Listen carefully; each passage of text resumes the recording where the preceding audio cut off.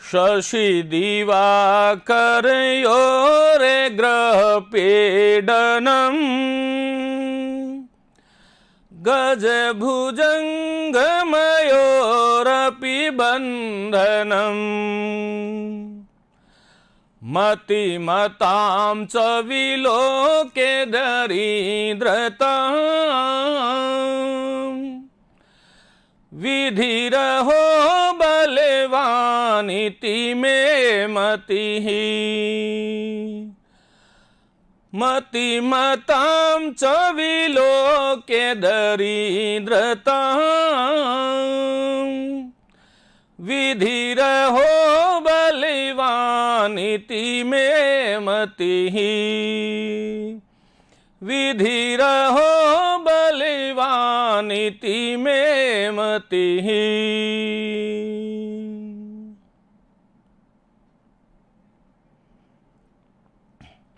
साथियों नमस्ते, आप सभी का हार्दिक स्वागत, अभिनंदन सभी का। ज्ञानसुधा कॉलेज आयुक्तालय राजस्थान सरकार के इस मंच पर मैं आप सबका अभिनंदन करता हूं।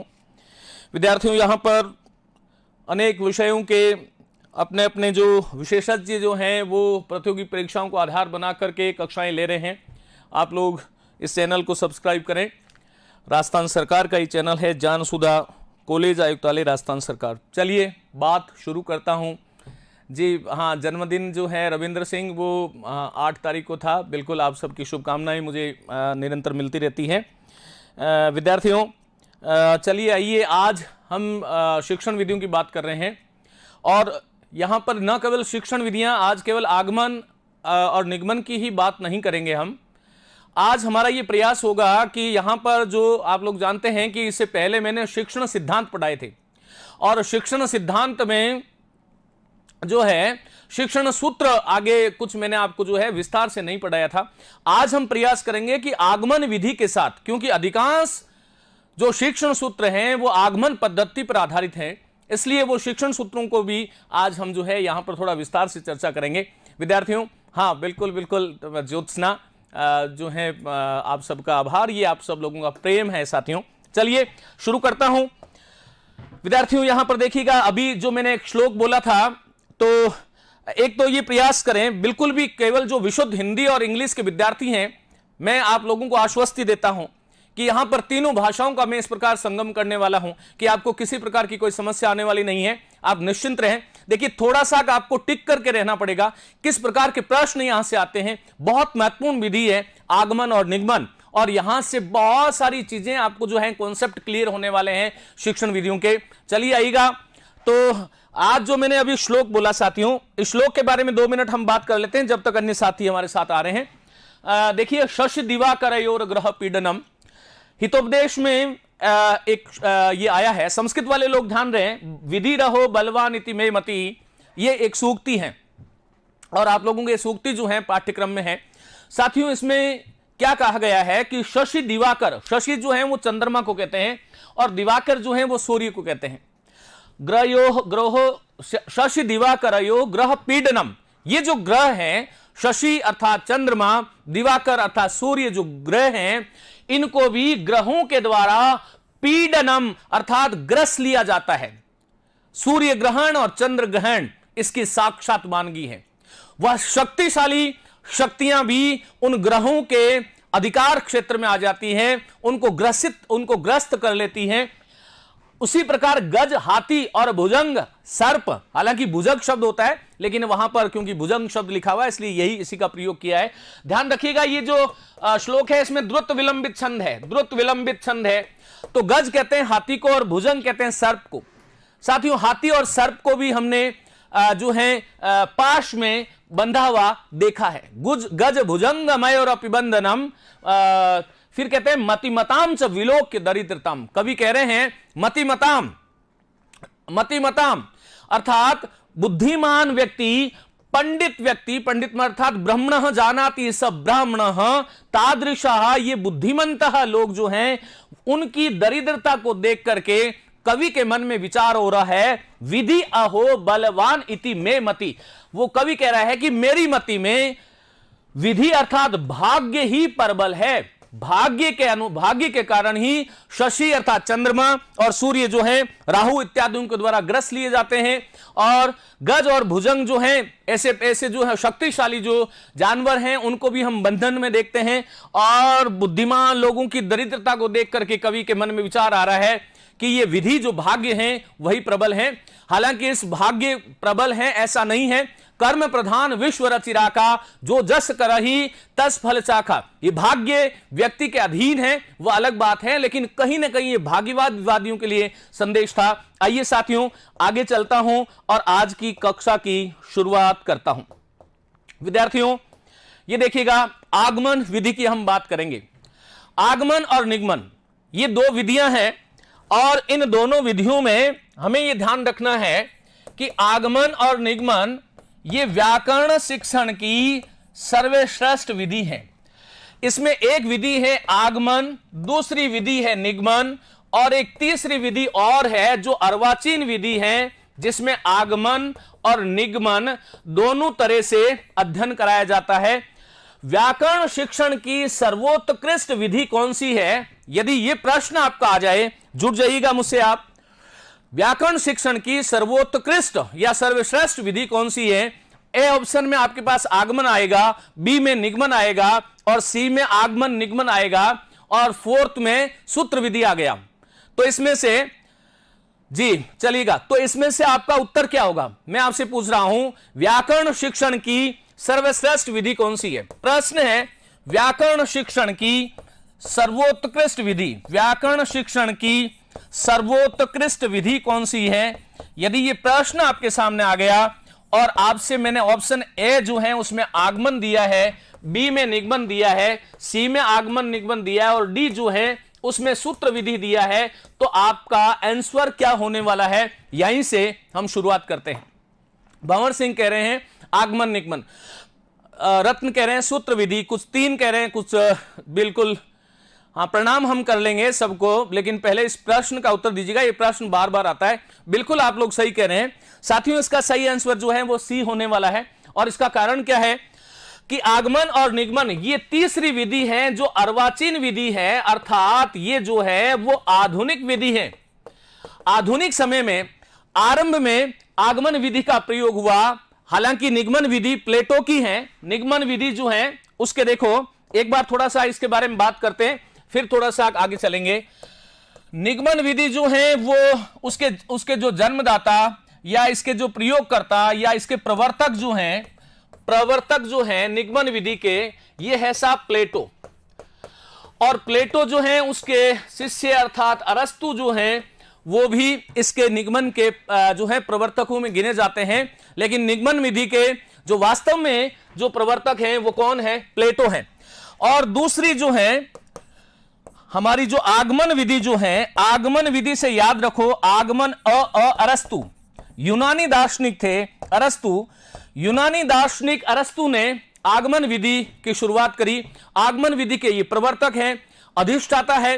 वैश्विक स्तर पर याद रखना, वैश्विक स्तर पर आगमन विधि के प्रवर्तक यदि कोई आपसे पूछे, ध्यान रखिएगा वैश्विक स्तर पर, तो यहां पर आगमन के प्रवर्तक कौन है? अरस्तु। और हमारे भारत में जो संस्कृत वैयाकरण है उनका नाम है महर्षि पतंजलि। तो भारत में इसके जो प्रवर्तक हैं वह है महर्षि पतंजलि। पतंजलि की एक पुस्तक थी, उसका नाम था महाभाष्य, और महाभाष्य में इन्होंने आगमन विधि का सारा लिया। आगमन विधि को व्याकरण शिक्षण की सर्वोत्कृष्ट विधि के रूप में इन्होंने स्वीकार किया। तो ये कुछ बात थी। अब आपको यह भी ध्यान रखना है कि निगमन विधि जो है उसके मूल प्रवर्तक कौन है? प्लेटो है। प्लेटो के बाद में अरस्तु भी इसका समर्थन करते हैं। लेकिन भारत में निगमन विधि का प्रतिपादक जो है साथियों, ध्यान रखिएगा, सर्वप्रथम है महर्षि पाणिनि। पाणिनि जो है वो अष्टाध्यायी के माध्यम से, क्योंकि हम जानते हैं ये सूत्रकार हैं और सूत्रों के माध्यम से ये नियम की तरफ प्रवर्तित, अर्थात सूत्र अर्थात नियम से उदाहरण की तरफ जाते हैं। और निगमन विधि में नियम से उदाहरण की तरफ जाया जाता है, जबकि आगमन विधि जो है उसमें उदाहरण से नियम। तो उदाहरण से नियम की तरफ जाने वाले कौन थे? अरस्तु और पतंजलि थे। और निगमन अर्थात प्लेटो और पाणिनि, पी से याद रखो, प्लेटो और पाणिनि ये जो थे उन्होंने क्या किया? नियम से उदाहरण की तरफ जाने वाले ये थे। हां, प्राथमिक स्तर पर संस्कृत शिक्षण की सबसे अच्छी विधि जो है वो आगमन है, ये ध्यान रखिएगा, आगमन विधि है।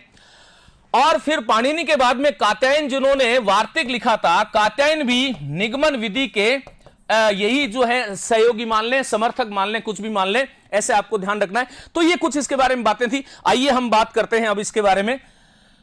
तो यहां से शुरुआत करता हूं साथियों। आगमन प्रणाली, रीट परीक्षा, ये जो विगत जो परीक्षा हुई थी उसमें एक प्रश्न आया था कि आगमन प्रणाली में ये प्रयोग और सहयोग, इसके दो रूप हैं। आगमन विधि जो है उसके दो रूप हैं, एक तो प्रयोग प्रणाली और एक सहयोग प्रणाली, ये ध्यान रखिएगा। अब ये प्रयोग प्रणाली क्या होती है? प्रयोग प्रणाली से मतलब यह है कि आगमन में जो आगमन के जो 4 सोपान हैं, हम जानते हैं कि आगमन जो पद्धति है उसमें उदाहरण से नियम की तरफ जाते हैं। पहले उदाहरण दिया जाता है और फिर नियम अर्थात सिद्धांतों का निर्माण किया जाता है।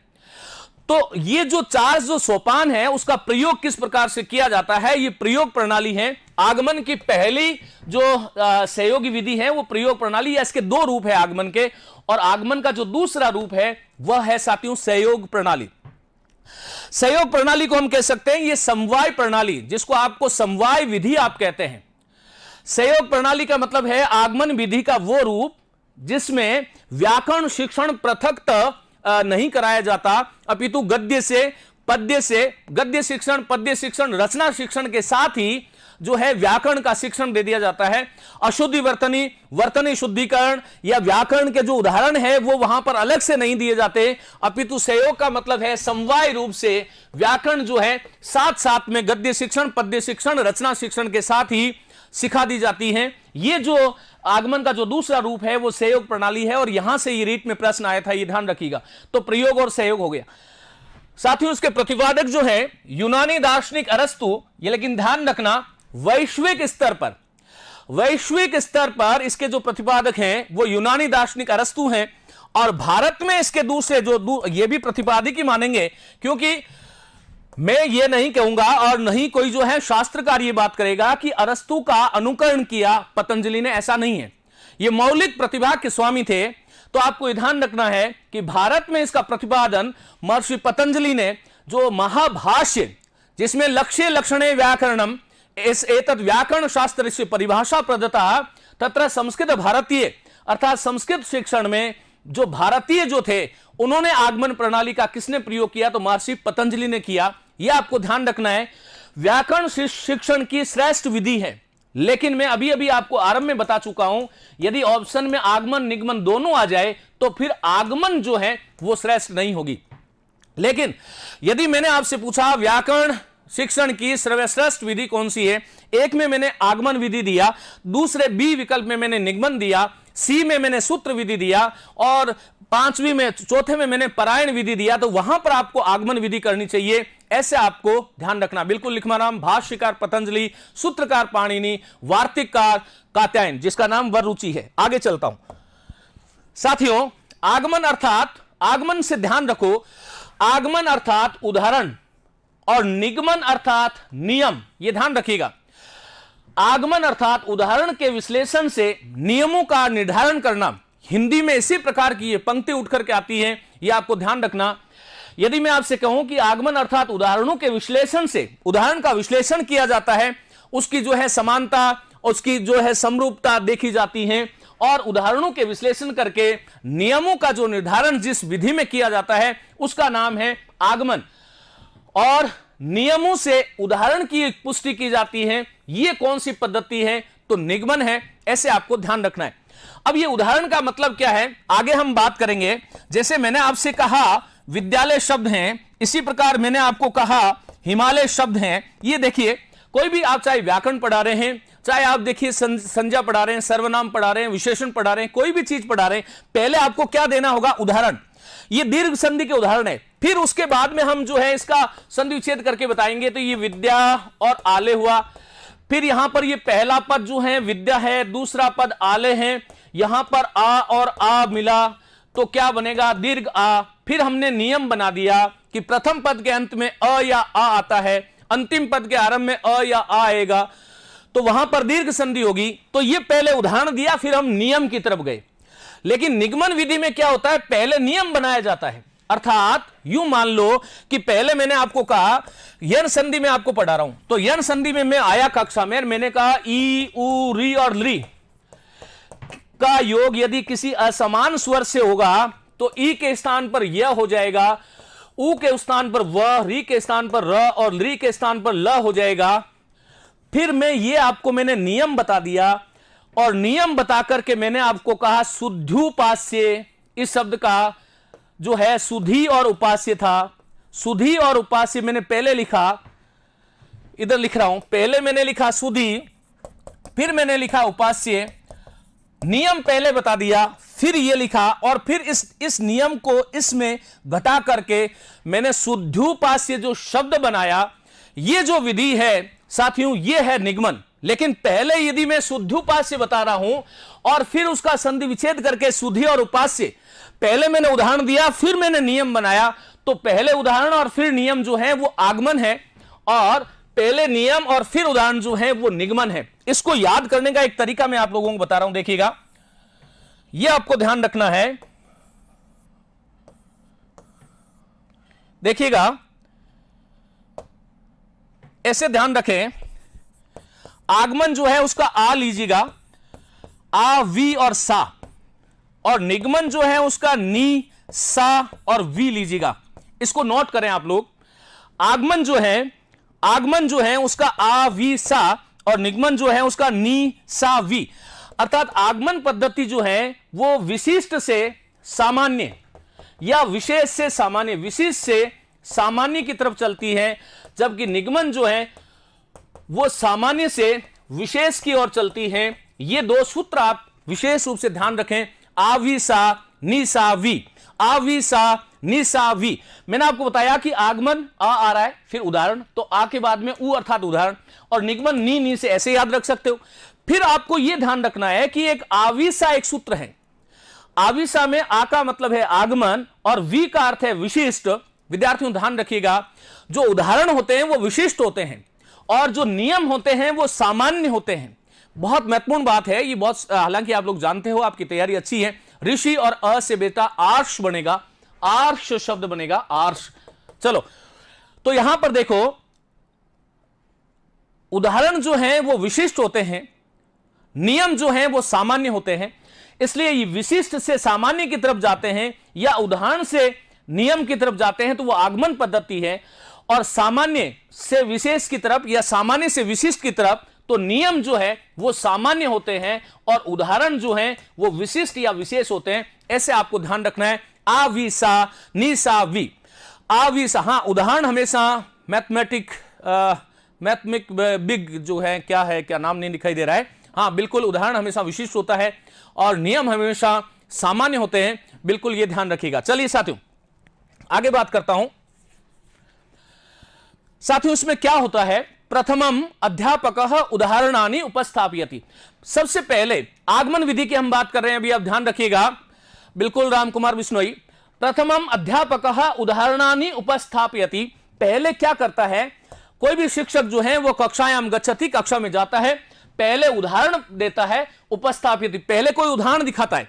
जैसे मैंने कहा, मैंने वाक्य बोला, 3 वाक्य बोले, मैंने उदाहरण दिया, और फिर बच्चों से उसी उदाहरण के माध्यम से मैं कहता हूं कि भाई इसमें कौन सी चीज समान दिखाई दे रही है या कौन सी चीज जो है इन सब में आपको दिखाई दे रही है, उसके माध्यम से एक सार्वभौम नियम की हम बात करेंगे। तो साथियों, पहले अध्यापक उदाहरण उपस्थापित करता है और उदाहरणों के माध्यम से, उदाहरणानाम माध्यमेन नियमानाम सूत्राणि च छात्रैः निष्कासयति। ये इसी प्रकार से लाइन जो है सेकंड ग्रेड में आई हुई है कि उदाहरणानाम माध्यमेन, उदाहरणों के माध्यम से, नियमों और सूत्रों के माध्यम से, छात्रों से जो है नियम और सूत्रों के माध्यम से जो अध्ययन होता है वो कौन सी पद्धति है, तो आगमन पद्धति है, ये ध्यान रखिएगा जी। चलिएगा आगे साथियों, अर्थात आदौ उदाहरणानि, पहली, आदौ का अर्थ होता है पहले, आदौ का अर्थ होता है पहले, उदाहरण ततः अर्थात उसके बाद, ततः अर्थात रखना है छात्र जो है उदाहरणों में विद्यमान सामान्य सदृश अंश को, जो सामान्य अर्थात जो सभी में, सभी उदाहरणों में जो समान अंश है, उस अंश का परिशीलन करके नियमों को अपने अपने वाक्य में प्रयोग करते हैं, रचना करते हैं। नियमों की जो रचना करते हैं वो यहां पर जो है कौन सी विधि है, आगमन विधि है। ऐसे आपको ध्यान रखना है। बफरिंग हो रही है, अब यहां से हो सकता है कि नेट की यहां पर तो समस्या नहीं है, मुझे लगता है यहां पर कोई समस्या नहीं है। अध्यापक, अब यहां पर एक बात हमें ये ध्यान रखनी चाहिए कि उदाहरण कैसे होने चाहिए। तो एक तो उदाहरण जो है वो अस्पष्टानि, अर्थात उदाहरण कभी भी अस्पष्ट नहीं होने चाहिए, संदेहपूर्ण उदाहरण नहीं होने चाहिए, यह भी आपको ध्यान रखना है। उदाहरणानि न उपस्थापयेत, अर्थात अध्यापक जो है कभी भी अस्पष्ट और संदेहपूर्ण उदाहरणों का जो है उपस्थापना नहीं करे, ऐसा ध्यान रखना चाहिए। देखिए, व्याकरण शिक्षण के समय ये एक पूरी की पूरी विशेषता जो है आगमन विधि जो है उसका पूरा का पूरा ये स्वरूप है। हिंदी क्या है जी, संदीप राठौड़, हाँ अब सही है, चलिए कोई नहीं। देखिए बाधाएं आ सकती हैं साथियों। ये आगमन विधि जो है उसका एक पूरी तरह से एक विश्लेषण है, इसको आप ध्यान रखिएगा। मैं जो है आप लोग टेलीग्राम चैनल ज्वाइन कर लें, वहां पर इसकी पीडीएफ जो होगी वो उपलब्ध कराने का प्रयास करूंगा। यहां पर देखिएगा, व्याकरण शिक्षण के समय शिक्षक सर्वप्रथम विद्यार्थियों के समक्ष विशेष उदाहरण प्रस्तुत करता है।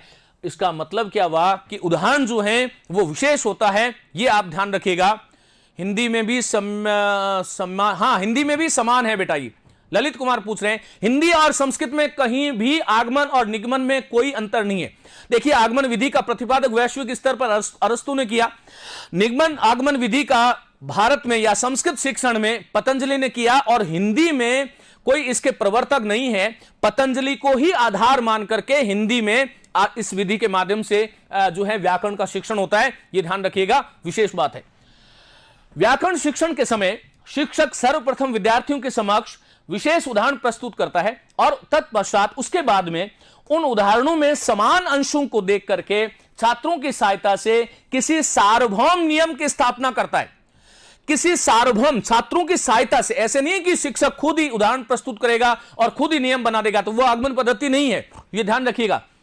छात्रों की सहायता से किसी सार्वभौम नियम, अर्थात कोई ऐसा नियम जो उन सभी उदाहरणों में एक समान नियम काम कर सकता है, ऐसे नियम की स्थापना करता है। अंततः उस स्थापित नियम की सत्यता परीक्षण करने के लिए कुछ अन्य उदाहरण भी प्रस्तुत करता है, और ये आगमन विधि है। इसका आप एक स्क्रीनशॉट एक बार ले लें, ये बहुत महत्वपूर्ण बात है। चलिए आगे चलता हूं साथियों। कुछ परिभाषाएं इसकी दी थी आगमन की, हालांकि 5-7 परिभाषाएं थी, लेकिन 1-2 परिभाषाएं जो बहुत महत्वपूर्ण है, यदि प्रश्न पत्र कठिन आता है तो इस प्रकार की परिभाषाएं पूछी जा सकती है।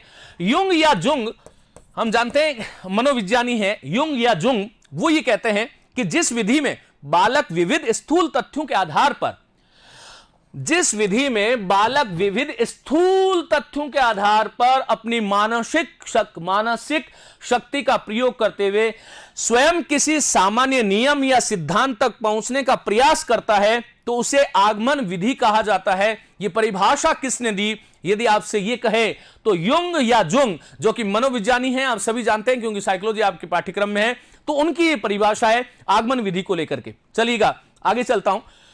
जॉयसी जो है वो ये कहते हैं आगमन विशेष दृष्टांतों की सहायता से, आगमन विशेष दृष्टांत का मतलब होता है उदाहरण, ऐसे याद रखिएगा। आगमन विशेष दृष्टांतों की सहायता से सामान्य नियमों को विधि पूर्वक प्राप्त करने की एक प्रक्रिया है। फिर से बोल रहा हूं, यह परिभाषा जॉयसी की है। आगमन जो है विशेष दृष्टांत अर्थात विशेष उदाहरणों की सहायता से, विशेष उदाहरण दिए जाते हैं, फिर उसमें सामान्य नियम, जिसको हम नियमीकरण कहते हैं, जिसमें एक जनरल नियम, जिसको सार्वभौम नियम हो सकता है, उसको विधि पूर्वक प्राप्त करने की एक प्रक्रिया है। ऐसी परिभाषा जो है जोशी करते हैं। आगे चलता हूं, यहां पर देखिएगा। अब यहां पर आगमन विधि के सोपान कौन से हैं, तो यहां पर यह ध्यान रखिएगा, जो संस्कृत के छात्र हैं 2-5 मिनट के लिए उन लोगों से बात करूंगा केवल। हां, हिंदी वाले थोड़ा इसको सीखते जाएं। आगमन विधि के साथियों सोपान, जो प्रसिद्ध सोपान है वो तो 4 हैं, आपको यह ध्यान रखना है। लेकिन संस्कृत में इस विधि के 8 सोपान माने गए हैं, बड़े रूप से छोटे रूप, उदाहरण से नियम। बिल्कुल संस्कृत में समास कराएंगे, बिल्कुल कराएंगे, पहले ये पढ़ लेते हैं बेटा। हाँ, तो आगमन विधि के सोपान कौन कौन से हैं साथियों? सबसे पहले जो है वो क्या होता है, आगमन विधि में सबसे पहले उदाहरण प्रस्ताव, अर्थात उदाहरण का प्रस्तुतिकरण।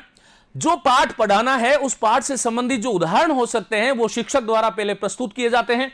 फिर छात्र निरीक्षणम विश्लेषणम, छात्र जो है वो उदाहरण जो है उसका निरीक्षण करता है, अर्थात उदाहरणों में जो सामान्य चीज जो है, हाँ कहते हैं परिभाषा कभी परिवर्तन नहीं होती, एग्जाम में कोटेशन परिवर्तन सही थी, नहीं, बिल्कुल।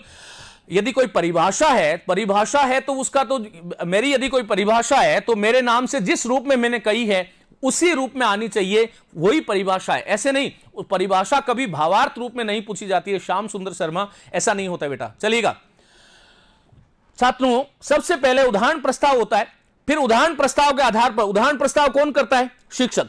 फिर क्या करता है? छात्र उस उदाहरण जो है उसका निरीक्षण विश्लेषण, अर्थात उसमें जो कॉमन जो है उसमें तुलना करता है, उदाहरणों में जो सामान्य अंश है उसको देखता है और उसको सदृश अंशानाम वर्गीकरण, जो समान अंश है, सदृश अंशानाम, संस्कृत देख करके घबराना नहीं है, सदृशांशानाम वर्गीकरणम, अर्थात उन उदाहरणों में जो समान अंश है, जो उदाहरणों में जो समान अंश है उनका वर्गीकरण किया जाता है। और उसके बाद में नियमीकरण, जिसको हमने नियमीकरण ही क्या कहलाता है, ध्यान रखना, नियमीकरण ही सामान्यीकरण कहलाता है, इसी को हम निष्कर्ष कहते हैं, यह ध्यान रखिएगा। पहले उदाहरण प्रस्ताव, फिर छात्र निरीक्षण विश्लेषण। आगमन विधि के सोपान की हम बात कर रहे हैं, मुख्य सोपान 4 हैं, लेकिन यह भी आपको ध्यान रखना, ये 8 सोपान जो मैंने लिखे हैं ये प्रामाणिक पुस्तक के माध्यम से लिखे गए हैं, ये ध्यान रखिएगा आप। तो छात्र निरीक्षण विश्लेषण, फिर जो समान अंश है उनका वर्गीकरण, फिर नियमीकरण, और नियम करने के बाद में उस नियम का परिशीलन, क्योंकि मैंने कोई नियम बना दिया, उस नियम की जब तक जो है हम परिशीलन, अर्थात उसको चारों ओर से हम देखेंगे नहीं कि ये सही है कि नहीं है, जब तक वो नियम होता ही नहीं है। साथियों, नियम और सिद्धांत ये जो है एक ही चीज है, नियम कह दो या सिद्धांत, और सिद्धांत का अर्थ आप जानते हो गए हो ना, सिद्ध हो गया है जिसका अंत, अर्थात जिसका अंत जो सिद्ध, अंत जो है वो सिद्ध हो गया है, जो पूरी तरह से परीक्षित हो जाता है, वही नियम बन सकता है। इसलिए नियमीकरण के बाद में उस नियम का परिशीलन करना, हाँ बिल्कुल, शिक्षक जो है छात्रों द्वारा नियम खोजा जाता है, शिक्षक नियम बनाते हैं, बिल्कुल, नियम परिशीलन। फिर आगे क्या कह रहे हैं देखो, फिर कहते हैं सूत्र निरूपण, फिर उस नियम के आधार पर सूत्र का निरूपण किया जाता है। फिर उस सूत्र में जो है, सूत्र कैसा होना चाहिए मैं विस्तार में नहीं जानना चाह रहा हूं, सूत्र क्या होता है आगे हम कभी बात करेंगे,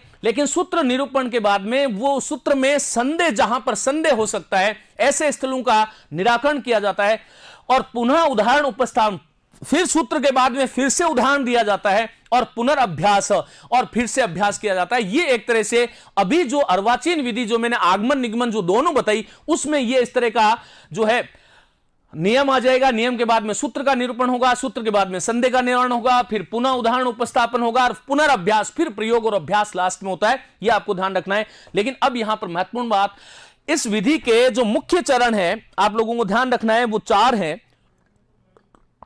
और पहला जो चरण है या पहला जो सोपान है वो है उदाहरण प्रस्तुतिकरण, वो है उदाहरण प्रस्तुतिकरण। ये ध्यान रखिएगा, पहला जो इसका चरण जो है या इसका सोपान कह सकते हो, आगमन विधि के मुख्य सोपान पूछे तो कितने हैं, बोलो 4 हैं। पहला क्या है, सरल सी बात है, इसी के बारे में हम बहुत देर से बात कर रहे हैं, उदाहरण प्रस्तुतिकरण, अर्थात शिक्षक द्वारा जो पाठ पढ़ाया जाना है उस पाठ में विद्यार्थियों के सम्मुख विशेष उदाहरण प्रस्तुत किया जाता है।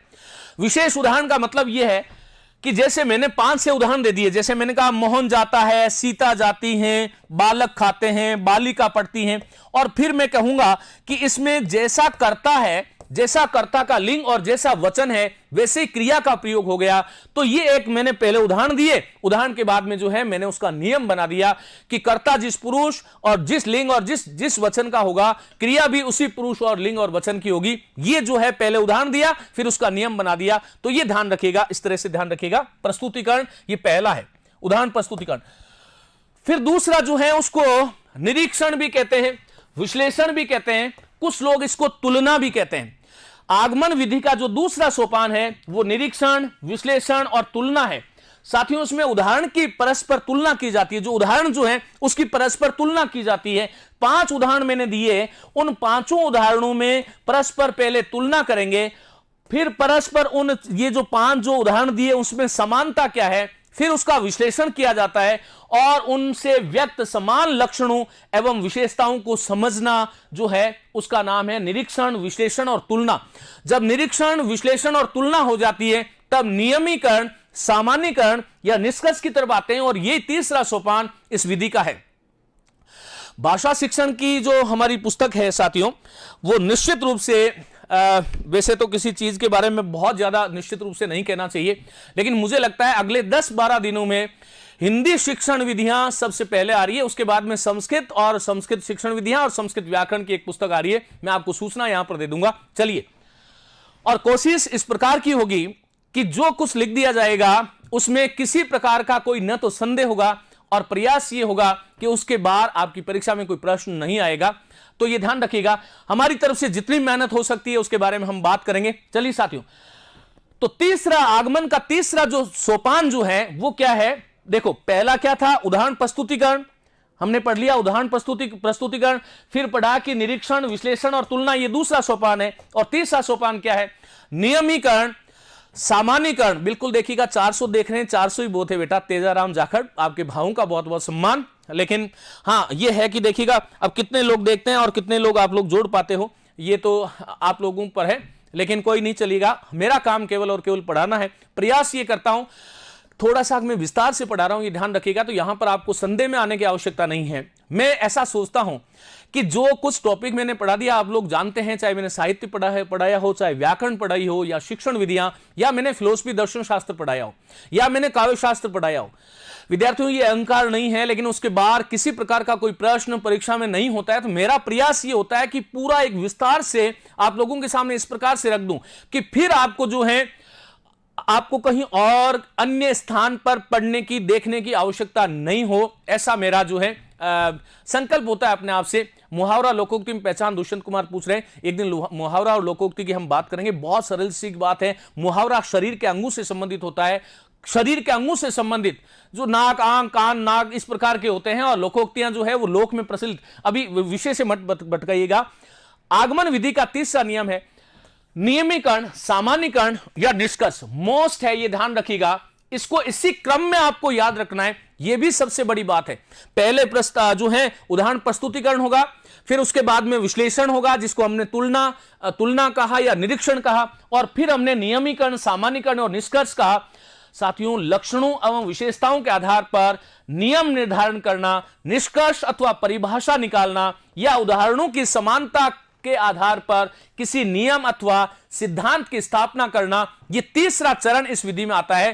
पहले शिक्षक जो है उदाहरण प्रस्तुत करेगा, फिर जो है उसकी तुलना करेगा, विश्लेषण करेगा, निरीक्षण करेगा छात्रों के माध्यम से, फिर छात्रों के साथ जो है सक्रिय सहयोग करते हुए छात्रों के माध्यम से नियमीकरण, सामान्यीकरण और निष्कर्ष पर पहुंचा जाता है। और चौथा सोपान जो है इसका प्रयोग और अभ्यास है। प्रयोग और अभ्यास का मतलब है, बिल्कुल रोहित चौधरी, प्रयोग और अभ्यास क्या है? इसका ही नाम सत्यापन या पुष्टि है। इसको मौज कीजिएगा, स्क्रीनशॉट ले लें। वैसे मैं आपको जो है पूरी पीडीएफ जो है वहां पर दे रहा हूं टेलीग्राम पर। प्रयोग और अभ्यास साथियों, इसी का नाम सत्यापन या पुष्टि है। जो सिद्धांत बना लिए गए थे, तीसरे चरण में सिद्धांत बना लेता है। शिक्षण प्रक्रिया में छात्र और शिक्षक दोनों मिलकर के, क्योंकि ये मनोवैज्ञानिक विधि है, इसमें छात्र जो है बाल केंद्रित विधि है, ये आगमन विधि जो है वो बाल केंद्रित विधि है, इसलिए मनोवैज्ञानिक सिद्धांतों के अनुकूल है। और जब नियमों का निर्धारण हो जाता है तो उसका सत्यापन या पुष्टि भी आवश्यक है। बनाए गए सिद्धांतों, नियमों को सिद्ध करने के लिए, उनकी पुष्टि करने के लिए कुछ अन्य उदाहरण देना, ये इसी प्रकार की जो लाइन आती है, ध्यान रखिएगा, इसी का नाम प्रयोग और अभ्यास है। भली भांति अभ्यास करवाना। तो इसके 4 सोपान हो गए। उदाहरण प्रस्तुतिकरण हो गया, फिर निरीक्षण, विश्लेषण, और फिर जो तीसरा जो था वो नियमीकरण, सामान्यीकरण या निष्कर्ष हमने कहा। हाँ, और जो चौथा जो है वो प्रयोग और अभ्यास हो गया, इसी का नाम सत्यापन या पुष्टि है। या 4 सोपान है। साथियों, अब हम बात करेंगे आगमन विधि के जो प्रमुख शिक्षण सूत्र हैं, आगमन विधि के जो प्रमुख शिक्षण सूत्र हैं उसके बारे में हम लोग बात करेंगे। चलिए आइएगा, ये बहुत महत्वपूर्ण है। जो नए साथी आए हैं, यहां से आपको बिल्कुल एक तरह से यूं सोचिएगा कि मैं आगमन विधि के शिक्षण सूत्रों के माध्यम से जो भाषा के जो शिक्षण सूत्र हैं वो यहां पर पढ़ाने वाला हूं। थोड़ी हम संक्षिप्त में बात करेंगे, विस्तार से लिख दिया गया है, इसको आप देख लें। साथियों, सबसे पहली बात यह है कि आगमन में हमने ये बात कर ली कि उदाहरणात् नियमम प्रति, मैंने संस्कृत में लिखा है, कोई दिक्कत नहीं है। उदाहरण से नियम की ओर जाना, कौन सी विधि है? आगमन। यही शिक्षण सूत्र है, यह ध्यान रखिएगा। दूसरा, एक जहां जहां पर यह आप देखो तो वहां पर आपको यह ध्यान रखना है कि आगमन का विलोम शब्द जो है वो निगमन होता है। हां, बिल्कुल बाल केंद्रित विधि है तेजाराम। महाविनाश जो है, महान है जो विनाश, महान है जो विनाश, विनाश विशेष्य है, महान उसका विशेषण है, कर्मधारय समास है, यह ध्यान रखिएगा। महाविनाश, महाविनाश कर्मधारय समास है। चलो साथियों, तो इसमें उदाहरण से नियम की तरफ जाते हैं, उदाहरण से नियम की तरफ जाते हैं। उदाहरण कैसे? जैसे एक बालक, एक शिक्षक आया और शिक्षक आते ही ये 4 उदाहरण जो है बालक के सामने रखता है। उधर वाली बात मत देखिएगा आप। मैंने कहा राम पुस्तक पढ़ता है, सीता पुस्तक पढ़ती है, बालक पुस्तक पढ़ता है, लड़के पुस्तक पढ़ते हैं। अब इसमें हम जो है, हम छात्रों को यह कहेंगे कि इसमें आपको कौन सी, इसको तुलना करो। देखिए, दूसरा क्या है? तुलना करना, निरीक्षण करना, विश्लेषण करना, फिर सामान्यीकरण, नियमीकरण, और चौथा प्रयोग और अभ्यास। तो यहां पर राम पुस्तक पढ़ता है, सीता पुस्तक पढ़ती है। साथियों, इसके अंदर देखो, पढ़ता है, पढ़ती हैं, पढ़ता है, पढ़ते हैं, ये अलग अलग क्रियाएं हैं। फिर बालक ये देखेगा कि पहले में राम जो था वो क्या था? पुल्लिंग था। फिर सीता क्या थी? बोलो, स्त्रीलिंग है। फिर बालक क्या है? पुल्लिंग है और एक वचन है। और लड़के क्या है? पुल्लिंग है और बहुवचन है, पुल्लिंग है और बहुवचन है। फिर पढ़ता है एक वचन है, पढ़ती है स्त्रीलिंग एक वचन है, पढ़ता है जो वो है वो एक वचन है, और पढ़ते हैं क्या है? बहुवचन। अब यहां पर शिक्षक ये कहता है, हां बिल्कुल, हंसकर बोलता है, हंसकर जो है पूर्वकालिक क्रिया विशेषण है, पहले इसको पढ़ ले बेटा मुकेश, है ना। चलो, तो साथियों, अब जो है, अब शिक्षक जो है बालक से ये कहेगा कि इसमें कौन सी समानता, और इसकी तुलना करो, इसमें क्या अंतर दिखाई दे रहा है, क्या नियम बना सकते हो।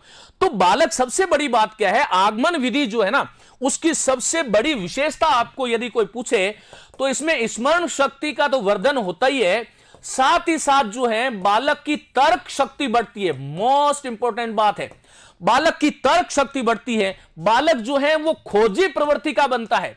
आगमन विधि की यह सबसे बड़ी, यहां पर यह तोता रटन नहीं है, खोजी प्रवृत्ति, खोजने की प्रवृत्ति। शिक्षक कहेगा इसका विश्लेषण करो। विश्लेषण कौन करेगा? छात्र करेगा, शिक्षक नहीं करेगा। इसमें विश्लेषण करो, इसमें तुलना करो, और इसका निरीक्षण करो। निरीक्षण करेगा, वो खोजने की प्रवृत्ति अर्थात तर्क शक्ति उसकी बढ़ रही है, स्मरण शक्ति बढ़ रही है। फिर जो है ये नियम बनाएंगे तीसरे स्टेज पे। नियम क्या बनेगा कि वाक्य में कर्ता का जो लिंग और वचन होता है, वही लिंग और वचन क्रिया का होना चाहिए। राम पुस्तक पढ़ता है में राम पुल्लिंग और एक वचन था, तो पढ़ता है क्रिया भी पुल्लिंग और एक वचन की आई। इस प्रकार से बहुत सरल सी बात है, कोई इसमें बहुत, हाँ, उदाहरण, निरीक्षण, सामान्य और परीक्षण, बिल्कुल इसी प्रकार से। हाँ, लेकिन ये बेटा जो जैसे नाम मैंने बताए हैं उसी रूप से आपको याद करने पड़ेंगे। कई बार क्या होता है, आपने जो है वो निरीक्षण याद कर लिया, विश्लेषण नहीं किया तो गड़बड़ हो गई।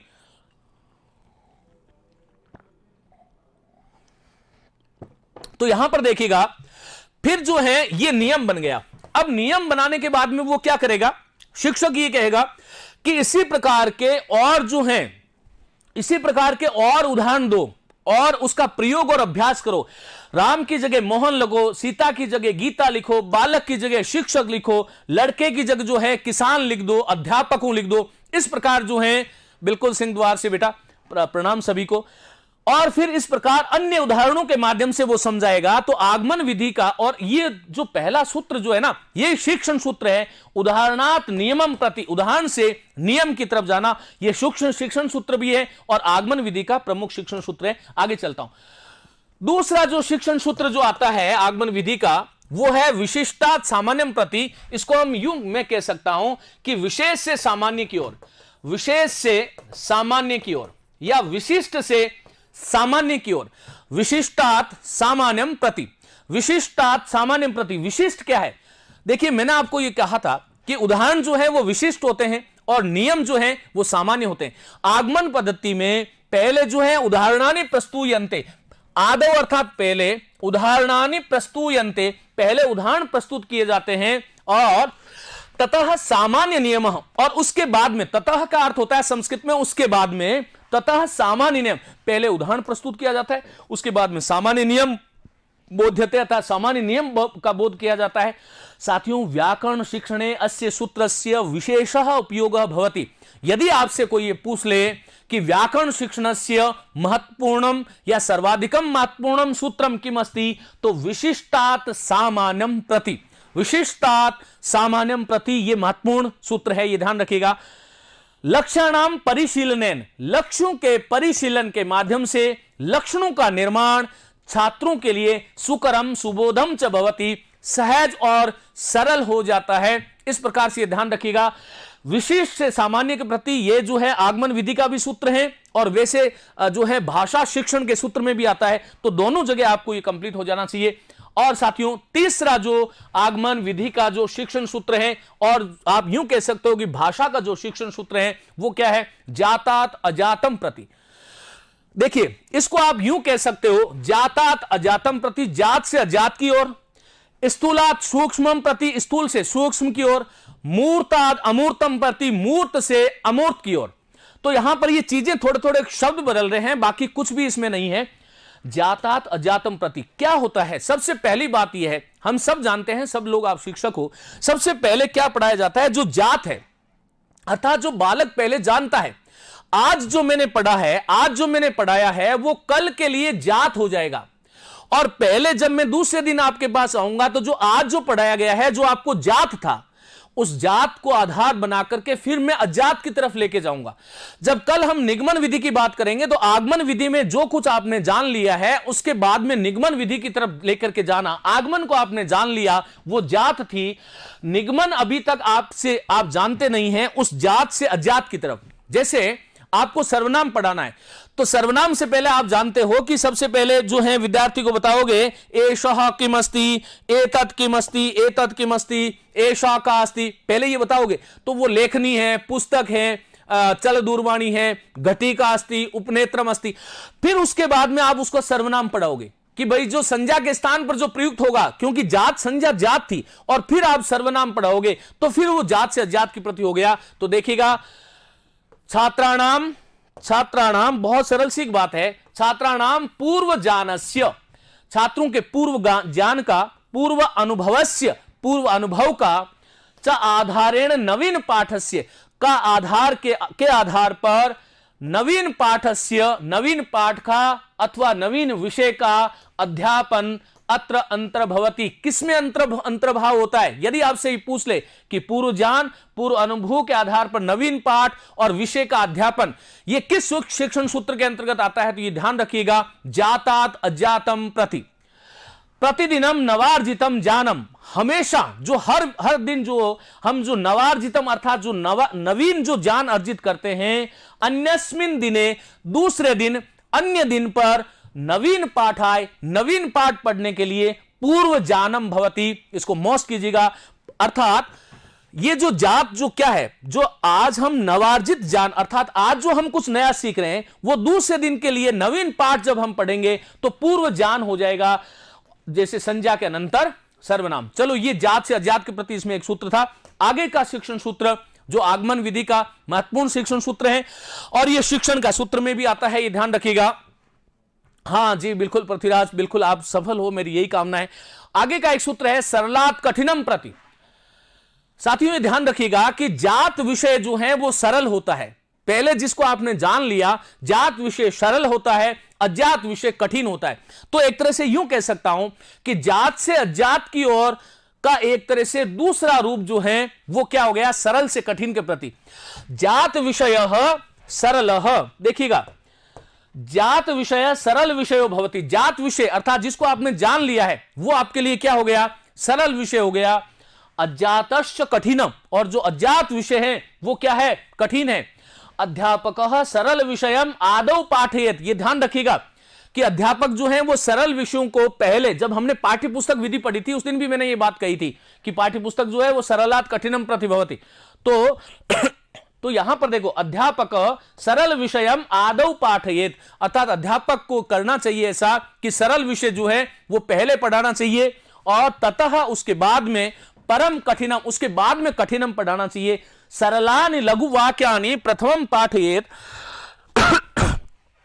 यहां पर देखिएगा, यह बहुत महत्वपूर्ण बात है किसी भी शिक्षक के लिए। एक शिक्षक जो अच्छा शिक्षक जो है वो क्या करता है, बच्चों का जो भय होता है उसको वो दूर करता है। ये ध्यान रखिएगा, ऐसा नहीं है कि अहम प्रथमम दिवसे, मैं पहले ही दिन आकर के जो है बड़े बड़े महा वाक्यानि या बड़े बड़े वाक्यानि, दीर्घानि वाक्यानि यदि मैं बोलूंगा तो क्या होगा, छात्रों में आतंक आ जाएगा। तो क्या करना चाहिए, सरलानि लघु वाक्यानि प्रथमम पाठयेत्, पहले सरल और लघु वाक्य को पहले पढ़ाना चाहिए, तदनंतरम कठिनानि दीर्घानि वाक्यानि, और उसके बाद में कठिन और दीर्घ वाक्यों को पढ़ाना चाहिए। यही सरल से कठिन की प्रति सूत्र था जो आगमन विधि का है। फिर उसके बाद में देखिएगा, स्थूलात् सूक्ष्मम प्रति, यह एक शिक्षण सूत्र भी है, लेकिन किसका शिक्षण सूत्र है, यह आगमन के ही रूप है। स्थूलात् सूक्ष्मम प्रति, क्या साथियों, आदौ स्थूल वस्तु भी आरभ्य।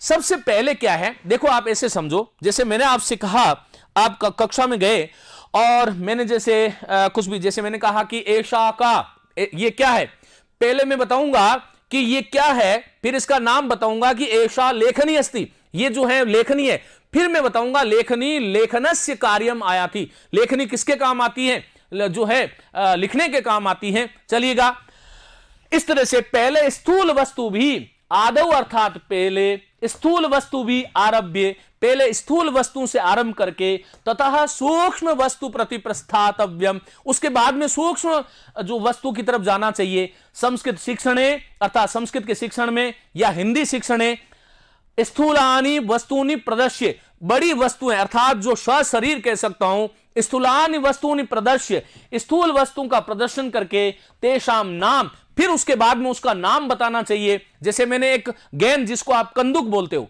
हिंदी में गेंद जिसको हम बोलते हैं कंदुक, वो पहले मैंने आपके सामने प्रदर्शित कर दी, फिर उसका मैंने नाम बताया, फिर उसका स्वरूप कि कंदुकः गोलाकारं भवति, कंदुक जो है गोल आकार की होती है, फिर उसका स्वभाव, फिर उस वस्तु का कोई स्वभाव, और कर्मशः वर्णनीय, इस प्रकार क्रम पूर्वक वर्णन करना चाहिए। पहले वस्तु का नाम, फिर उसका स्वरूप, फिर स्वभाव। यही स्थूल से सूक्ष्म के प्रति है, स्थूल से सूक्ष्म के प्रति यही शिक्षण सूत्र है। पहले वस्तु का नाम बताइए, फिर उसका स्वरूप बताइए, फिर उसका स्वभाव बताइए। जैसे आपने जो है पर्वत में उठते हुए धुएं को देखा, बालक ने पूछा ये क्या है, तो आप बोलोगे ये धुआं है। संस्कृत में बोलोगे तो एषः धूमः अस्ति। एक तो धूम्र शब्द गलत होता है, हम कहते हैं जी दुरस्त ही सही, में आपका हर वीडियो देखता हूं गुरुजी, बिल्कुल। मूलाराम धेड़ू, बिल्कुल स्वागत बेटा आपका, कोटा से प्रणाम कर रहे, सबको प्रणाम साथियों। पहले आप क्या करोगे, जैसे पर्वत में उठता हुआ धुआं है, उस धुएं को देखा और धुएं को देख करके बालक को बताना है कि एषः धूमः, ये धुआं है। एक तो धूम्रपान शब्द गलत होता है। फिर उसके बाद में जो है उसका स्वरूप क्या करोगे कि यत्र यत्र धूमः, या उसका जो है अस्य धूमस्य स्वरूपः कपोत वर्णः, इसका कबूतर वर्ण होता है। फिर उसका स्वभाव कि यत्र यत्र धूम, जहां जहां धुआं होता है, तत्र तत्र अग्नि, ये स्वभाव। इसका मतलब आपने पहले वस्तु दिखाई, फिर उसका स्वरूप का वर्णन किया। ये स्थूल से सूक्ष्म के प्रति है। जैसे कंदुकम प्रदर्श्य, कंदुकम गेंद को प्रदर्शित करके, इति कंदुकम, बालक को कहना चाहिए ये कंदुक है। ये ध्यान रखो, एक ये ध्यान रखिएगा। एक प्रश्न ये किसमें आया था, ये प्रश्न आया हुआ है कि वर्णात्मक निबंधानाम बोधनात् परम, वर्णनात्मक निबंध का ज्ञान कराने के बाद में भावात्मक निबंधों का ज्ञान कराना चाहिए। ये कौन सा शिक्षण सूत्र है, वो स्थूल से सूक्ष्म के प्रति है, ये आपको ध्यान रखना है।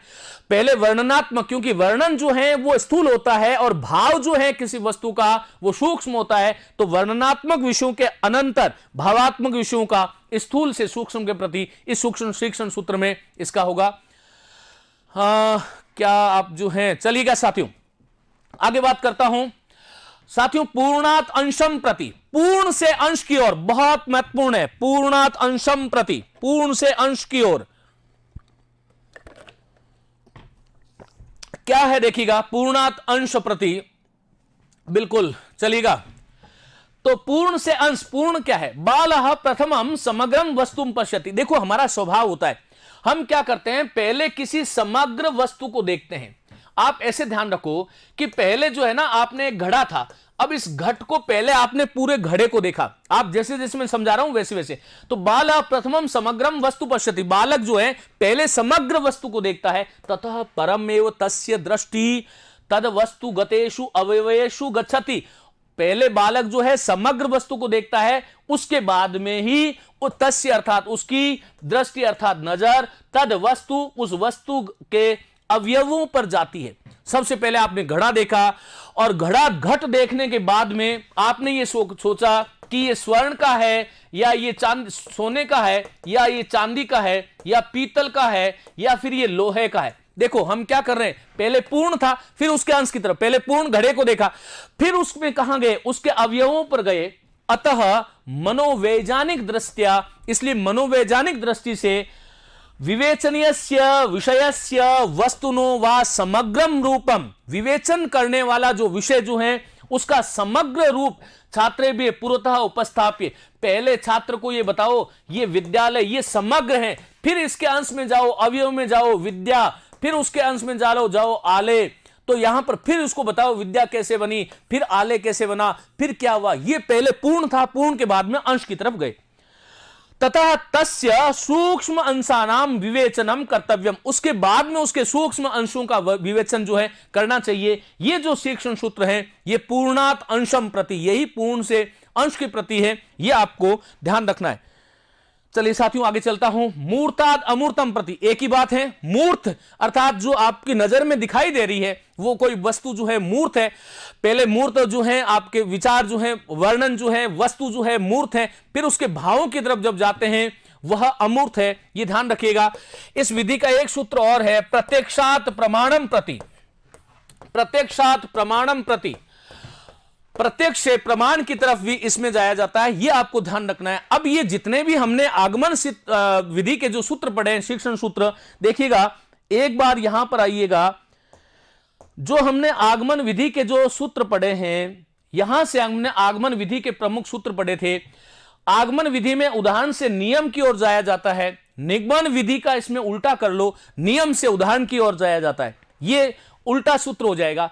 आगमन विधि में विशिष्टता से सामान्य की तरफ जाया जाता है, निगमन में सामान्य से विशेष की तरफ जाया जाता है, यह आपको ध्यान रखना। निगमन इसका बिल्कुल उल्टा हो जाता है। आगमन विधि जो है उसमें जात से अजात के प्रति, हां जिसका कोई रूप है बेटा मूर्त है वो जो है मूर्त है, और जिसका अमूर्त अर्थात विचार और भाव जो है वो अमूर्त है। चलो तो आगमन विधि में हम जात से अजात की तरफ जाते हैं, लेकिन निगमन विधि में पहले अजात आएगा फिर क्या आएगा जात, इसका पूरा उल्टा हो जाएगा तो निगमन विधि बन जाती है, ये ध्यान रखिएगा। और आगमन विधि में पहले सरल फिर कठिन, क्योंकि उदाहरण सरल होते हैं और नियम जो है वो कठिन होते हैं, पहले सरल सिखाते हैं फिर हम कठिन की तरफ जाते हैं। लेकिन निगमन विधि में पहले कठिन सिखाया जाता है, अर्थात एक नंबर ये आ जाएगा, सरल की तरफ जाते हैं अर्थात कठिनात सरलम प्रति, ऐसे आपको ध्यान रखना है, ये निगमन विधि हो जाएगी। आगमन विधि में हम स्थूल से सूक्ष्म की तरफ चलते हैं, लेकिन निगमन विधि जो है उसमें सूक्ष्म से स्थूल की तरफ चलते हैं, ये जो ध्यान रखिएगा। रमाकांत आप उस पे बेटा जो है आप टेलीग्राम पे पूछ लें या उसी वीडियो पर जो जहां पर आपको संदेह हो रहा है उसमें जो है रमाकांत अहीर को कह रहा हूं, जहां पर जो चीज आपको संदेह में है वहां पर जो है आप पूछ लें, मैं प्रयास करूंगा। मैं आप लोगों के कमेंट्स जो हैं वो अक्सर देख लेता हूं, प्रयास यही करता हूं, जहां पर बहुत ज्यादा मुझे लगता है कि यहां इसका उत्तर देना चाहिए उसका उत्तर भी मैं देता हूं, मुझे पता है चलेगा, तो वहां उसको पूछ लें आप। तो आगमन में स्थूल से सूक्ष्म की तरफ जाते हैं, लेकिन साथियों निगमन में पहले सूक्ष्म और फिर स्थूल, क्योंकि निगमन में पहले हम जो है शब्द को खंड खंड करके बताएंगे, नियम के माध्यम से समझाएंगे और फिर उसका समग्र उदाहरण की तरफ जाएंगे, ऐसे आपको ध्यान रखना है। आगमन विधि में हम पूर्ण से अंश की ओर जाते हैं, लेकिन निगमन विधि में अंश से पूर्ण की तरफ जाते हैं, यह ध्यान रखिएगा। हां बिल्कुल चलिएगा, आगे चलता हूं साथियों। जो आगमन विधि है उसमें मूर्त से अमूर्त की ओर, लेकिन निगमन विधि में अमूर्त से मूर्त की ओर। आगमन में प्रत्यक्ष से प्रमाण की तरफ, लेकिन निगमन में प्रमाण से प्रत्यक्ष की तरफ जाते हैं, यह आपको ध्यान रखना है। इस तरह से मुझे लगता है कि आपको बहुत सारी चीजें क्लियर हुई होगी। अब देखिएगा इस आगमन पद्धति की जो गुण है इसके बारे में हम लोग बात करेंगे, और बहुत विस्तार से नहीं बल्कि बहुत सरलता से बात करेंगे साथियों। संस्कृत में लिखा हुआ है, डरिए मत बिल्कुल भी, मैं आपको हिंदी के माध्यम से बहुत तोड़ तोड़ करके समझा रहा हूं। देखिए इसके गुण कौन कौन से हैं। सबसे पहली बात है पद्धतिर इयम सरला स्वाभाविकी च, तो इसका हिंदी में क्या कर लोगे कि आगमन विधि सरल है और आगमन विधि स्वाभाविक है। पहला इसका यह गुण हो गया। सरल क्यों है? मैंने आपको बताया कि उदाहरण जो है वो सरल होते हैं, वो सहज होते हैं, वो स्वाभाविक होते हैं। उदाहरणों के माध्यम से जब हम नियम की तरफ जाते हैं तो बच्चे को समझने में जो है सुविधा होती है, ध्यान रखिएगा। लेकिन इसके दोष में हम आगे बात करेंगे। फिर साथियों, इसके पहला गुण तो यह हो गया। दूसरा गुण क्या है कि नियमानाम वारम वारम चिंतनेन, नियमों का बार बार चिंतन करने से, विश्लेषण, चिंतन और विश्लेषण से सूत्राणाम कंठस्थीकरण से आवश्यकता न भवती, सूत्रों को कंठस्थ करने की आवश्यकता नहीं होती है। यदि बालक को उदाहरण याद है तो वो नियम जो है वो जो है स्वयं में जो है वो बना लेता है, ध्यान रखिएगा। उसके बाद में जो है सबसे बड़ी बात, आगमन विधि के जो सबसे बड़ा गुण है वो स्मरण शक्ति तो निगमन में भी होती है, क्योंकि सूत्रों को याद करना स्मरण शक्ति का सबसे बड़ा काम है, और अर्थात नियम को याद करना स्मरण शक्ति का वर्धन तो होता ही है। लेकिन इसमें आगमन में स्मरण शक्ति तो होती है, लेकिन सबसे बड़ी बात जो है वो तर्क शक्ति का वर्धनम होता है। तर्क शक्ति का विकास जो है वो निगमन में नहीं हो सकता। क्यों नहीं हो सकता? क्योंकि उसको पहले ही नियम रटा दिया जाता है। अब यदि मैंने आपसे कहा, मैंने कोई भी शब्द, जैसे मैंने आपसे कह दिया कि शुद्धि उपास्य, या मैंने कोई शब्द दे दिया, मैंने एक शब्द लिया देवी उपासना। विद्यार्थियों, मैंने आपको यहां पर इसको दिया और फिर मैं आपको कह रहा हूं यार इसका संधि विच्छेद करो, तो फिर आप लिखोगे अच्छा देवी होगा और फिर उपासना होगा।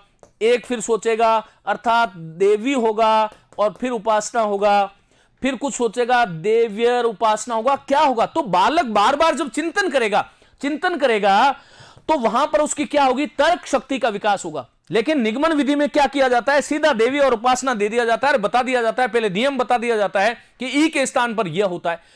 अब यहां पर ई के स्थान पर यह होता है, ये पहले नियम बता दिया जाता है, तो उसको जो है संधि विच्छेद करने की आवश्यकता होती नहीं है। तो यह ध्यान रखिएगा, आगमन विधि में स्मरण शक्ति के साथ तर्क शक्ति और यहां पर एक बोधना शक्ति अर्थात बोधन शक्ति, और सबसे बड़ी बात अन्वेषण शक्ति, जिसको हिंदी में हम खोजी प्रवृत्ति कहते हैं, इन चार शक्तियों का विकास होता है। स्मरण शक्ति, तर्क शक्ति, बोधना शक्ति, अन्वेषण शक्ति का वर्धन होता है आगमन विधि के माध्यम से पढ़ा हुआ। गुरुजी संस्कृत अंत्यकरण में खुद ब खुद निकलती है। आपकी प्लेलिस्ट कोई भी देखें, मैं दावे से कह सकता हूं संस्कृत हिंदी, हाँ बिल्कुल चलिएगा। धनंजय हैं आप, बिल्कुल देखिए मैं प्रयास ये करता हूं, संस्कृत और हिंदी अलग अलग नहीं है, ये माँ बेटियां हैं। माँ को समझ लो, बेटी अपने आप समझ में आ जाएगी, बेटी को समझ लो, माँ अपने आप कहीं ना कहीं कोई समझ में आएगी, ये ध्यान रखिएगा। तो स्मरण शक्ति, तर्क शक्ति, बोधना शक्ति, अन्वेषण शक्ति का विकास होता है आगमन से। पद्धतिर इयम मनोवैज्ञानिक सिद्धांतानाम अनुसरति, मनोवैज्ञानिक सिद्धांत जो है उसका अनुसरण करता है। क्यों? क्योंकि बाल केंद्रित पद्धति है। छात्राः स्वतः ज्ञानम संपादयति, आगमन विधि के माध्यम से छात्र जो है उदाहरण दिया, उदाहरण के माध्यम से वो अपने आप नियम जो है, आगमन विधि मनोवैज्ञानिक विधि है, बिल्कुल पृथ्वीराज। लेकिन निगमन विधि जो है वो अमनोवैज्ञानिक विधि है, ये आपको ध्यान रखना है। आगे हम विश्लेषण और संश्लेषण विधि की बात करेंगे, वो इसी से जुड़ी हुई है। चलिए आगे हम बात करेंगे साथियों। अनया पद्धत्या शिक्षणम शिक्षण सूत्र अनुसारण चलती। देखो ये अभी हमने कितने शिक्षण सूत्र बताए, मूर्त से अमूर्त, जात से अज्ञात, सरल से कठिन, जो है विशेष से सामान्य, आविसा, मैंने आपको एक उदाहरण बताया था, उदाहरण से नियम की ओर, विशेष से सामान्य, मूर्त से अमूर्त, प्रत्येक से प्रमाण। इस प्रकार से ये ध्यान रखिएगा, ये जो पद्धति आगमन पद्धति जो है वो शिक्षण सूत्रों के अनुसार होती है, लेकिन निगमन पद्धति शिक्षण सूत्रों के प्रतिकूल है। शिक्षण सूत्र जो है वो स्थूल से सूक्ष्म की तरफ है, लेकिन निगमन पद्धति कहां चल रही है? सूक्ष्म से जो है स्थूल की तरफ चलती है, ध्यान रखिएगा। सर ऐसे के लिए आपकी लेक्चर काफी है। बुक देखिए, मेरी एक पुस्तक है हिंदी व्याकरण माला, उसको आप ले सकते हैं, लेना चाहें तो। ये कोई आवश्यक नहीं है कि उस पुस्तक को आप लें, लेकिन ये इतना जरूर कहूंगा कि हिंदी व्याकरण की बहुत प्रामाणिक पुस्तक है। दूसरी एक पुस्तक जिसका मैंने बताया, अभी एक प्रेस में पुस्तक है, अभी इन दिनों बहुत काम हुआ है, तो प्रयास होगा कि वो पुस्तक आपके सामने जो है वो शीघ्र आने वाली है, जिसमें हिंदी और हिंदी के पूरी जो व्याकरण जो है उसके पूरे जो हर एक बिंदु के जो प्रश्न है और साथ में स्पष्टीकरण और इस प्रकार का काम मुझे लगता है कि अभी दुर्लभतम श्रेणी में है, तो वो उसका अभी मैं खोल नहीं रहा हूं। अभी जैसे ही पुस्तक आएगी मैं आप लोगों को बता दूंगा। साथियों, छात्रः अधिकतया सक्रियाः भवन्ति, छात्र जो है वो अधिक सक्रिय होते हैं आगमन पद्धति में। छात्राणाम आत्मविश्वास वर्धते, क्योंकि वो नियमों को जब बनाएंगे तो आत्मविश्वास उनका वर्धित होता है। छात्रैः प्राप्तम ज्ञानम स्थिरम भवति। सबसे बड़ा ध्यान रखिएगा, आगमन विधि से प्राप्त जो ज्ञान होता है वो स्थायी ज्ञान होता है, लेकिन निगमन विधि से प्राप्त जो ज्ञान होता है वो अस्थायी। हाँ, सूत्र नहीं, प्रत्यक्षात प्रमाणम प्रति शिक्षण सूत्र है भगवान चौहान, अभी हमने इसमें बात करी थी। प्रत्यक्ष से प्रमाण की तरफ आगमन चलता है और निगमन जो है वो प्रमाण से प्रत्यक्ष की तरफ चलता है। इस तरह से आपको ध्यान रखना चलिएगा। विद्यार्थियों, बाल केंद्रित तथा मनोवैज्ञानिक विधि, यह विधि जो है आगमन विधि, ये बाल केंद्रित है, मनोवैज्ञानिक विधि है। बालकों की समझ शक्ति और ग्रहणशीलता बढ़ती है, ये हिंदी में पूछा गया है इसलिए मैंने लिखा है। बालकों में खोजी अर्थात खोजने की प्रवृत्ति का विकास किस विधि से होता है, तो वो आगमन विधि से होता है। प्राथमिक स्तर पर अत्यंत उपयोगी है, ये मोस्ट कर लीजिएगा। ये प्राथमिक स्तर पर क्यों? क्योंकि छोटे बच्चों को हम उदाहरण के माध्यम से नियम की तरफ लेके जाएंगे तो उनको समझ में आएगा, लेकिन पहले यदि हमने नियम बता दिया और फिर हमने उदाहरण की तरफ बता दिया छोटे बालक को, तो उसको समझ में नहीं आएगा। इसलिए आगमन विधि जो है वो प्राथमिक स्तर के लिए उपयोगी है, उच्च स्तर के लिए ये कतई उपयोगी नहीं है। उसका कारण है मैं आगे बताऊंगा। चलो आगे बात करता हूं, इसके दोष कौन से। सबसे पहली बात है कि उच्च स्तर के विद्यार्थियों हेतु अनुपयुक्त है। क्यों? यदि आपने पहले उदाहरण दिया उच्च स्तर को और बाद में नियम यदि आपने सिखाने लगे, पहले आपने उदाहरण दे दिया और फिर उसका नियम बताने लगे, तो उच्च स्तर के जो विद्यार्थी होंगे, उच्च स्तर वाले जो विद्यार्थी होंगे वो पहले से ही नियम जानते हैं, इसलिए उनके लिए इसकी कोई उपयोगिता नहीं होगी। ये जो आगमन पद्धति जो है ये प्राथमिक स्तर के लिए व्याकरण शिक्षण की सर्वश्रेष्ठ पद्धति है। हां, इस बात को मैं स्वीकार करता हूं और सब लोग इस बात को मानते हैं कि उच्च स्तर के विद्यार्थियों के लिए, क्योंकि वो नियम जो है उनको पहले से ही जो है स्मरण में होते हैं, ये ध्यान रखिएगा। तो इसलिए जो है उच्च स्तर के विद्यार्थियों हेतु ये जो है अनुपयुक्त है। साथियों, इसमें समय एवं परिश्रम अधिक होता है शिक्षक की दृष्टि से, क्योंकि समय ज्यादा लगता है। पहले उदाहरण बताओ, फिर नियम बताओ, फिर उस नियमों का जो है परिशीलन करो, फिर सूत्र पे जाओ, फिर उन सूत्रों के माध्यम से उदाहरण की तरफ जाओ। तो यहां पर ये इस तरह से ध्यान रखिएगा। जगह बताया गया है सर, सभी जगह बताया गया है भाववाचक व्यक्तिवाचक से भाववाचक संज्ञा नहीं बनती है, आपने बताया है। जो मैंने बताया है वह सत्य है। वो परिश्रम से जो है साधना से, वो स्वाध्याय से, और कई जो है लोक सेवा आयोगों में जो प्रश्न किए गए हैं उसको को आधार बना करके ये मैंने बताया है, ध्यान रखिएगा। चलिए साथियों, समय और परिश्रम अधिक होता है शिक्षक की दृष्टि से। इसमें सबसे बड़ी बात यह, ये लाइन इसी रूप से आई थी, अनुभवी एवं प्रशिक्षित शिक्षकों की आवश्यकता अधिकांश किस विधि में होती है, तो आगमन विधि में होती है। और यही इसका दोष हो गया, क्योंकि जब तक अनुभवी शिक्षक नहीं होगा, प्रशिक्षित नहीं होगा, जब तक जो है वो उसको आगमन विधि में उदाहरण जो है वो स्पष्ट रूप से नहीं दे पाएगा, नियम की तरफ वो उस बच्चों को लेकर नहीं जा पाएगा। साथियों, समय और परिश्रम की अधिकता के कारण शिक्षक इसमें कम रुचि लेता है, बहुत सीधी सी बात है। शिक्षण गति इसमें मंद हो जाती है कि बाद इतने उदाहरणों की भरमार जो है वो जो है ये इस तरह से आते हैं, और पाठ्यक्रम समय पर पूर्ण नहीं होता है। रीट में मात्र 2 प्रश्न से रह गया था, बिल्कुल। चलिए साथियों, मेरी बहुत बहुत शुभकामनाएं। अब की बार आप बिल्कुल नहीं रहेंगे, बहुत बहुत अनंत अनंत शुभकामनाएं। आज की कक्षा यहीं तक थी। आगे हम आगमन और निगमन में कुछ अंतर की बात करेंगे, और आगे की कक्षा हो सकता है कल होगी, तो आप देखते रहें कम्युनिटी पर, आप देखते रहें टेलीग्राम चैनल पर, और वहां से आपको सूचना मिलने वाली है। मेरी बहुत बहुत शुभकामनाएं। इसको बार बार अभ्यास करें, और देखिएगा कोई भी जो चीज है, कहते हैं कि जहां विद्या अध्ययनेन प्रसिद्धति, जितना आप अध्ययन करोगे, जितना बार बार आप किसी चीज को देखोगे, मां सरस्वती उसी से प्रसन्न होती है। मेरी बहुत बहुत शुभकामनाएं। नमस्ते, धन्यवाद।